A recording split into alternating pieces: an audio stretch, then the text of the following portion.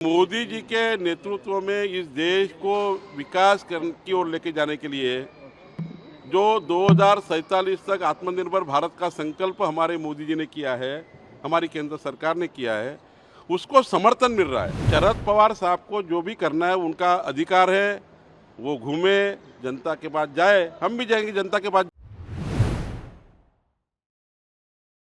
मोदी जी के नेतृत्व में इस देश को विकास की ओर लेके जाने के लिए जो 2047 तक आत्मनिर्भर भारत का संकल्प हमारे मोदी जी ने किया है, हमारी केंद्र सरकार ने किया है, उसको समर्थन मिल रहा है।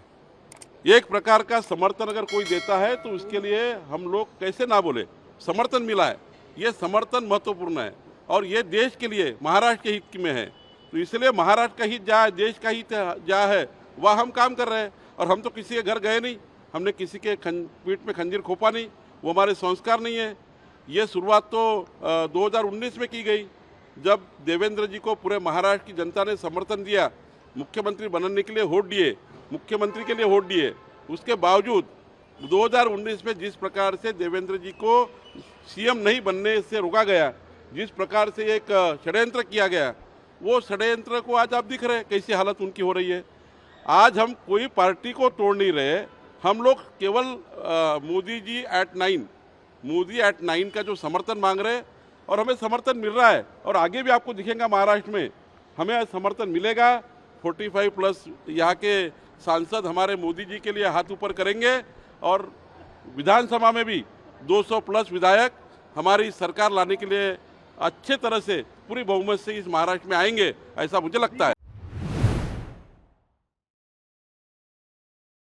शरद पवार साहब को जो भी करना है उनका अधिकार है, वो घूमे, जनता के पास जाए, हम भी जाएंगे जनता के पास जा रहे हैं, हम भी जनता से बात कर रहे हैं।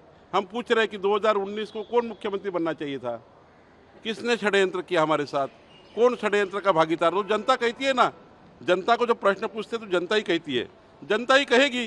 तो शरद पवार साहब का काम शरद पवार साहब करें, उनकी पूरी छूट है। लेकिन जनता में हम भी जा रहे हैं, हम भी रोज़ जनता से बात कर रहे हैं।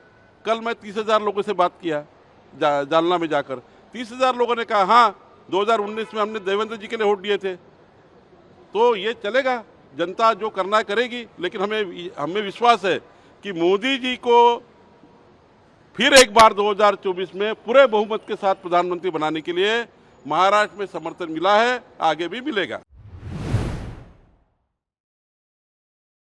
हमने किसी को ना तोड़ा है, ना हमने एकनाथ शिंदे के समय भी कहा, अभी भी हम कहते हैं हम किसी को तोड़ने का काम करते नहीं। वो हमारा बिजनेस नहीं है, वो हमारे संस्कार नहीं है।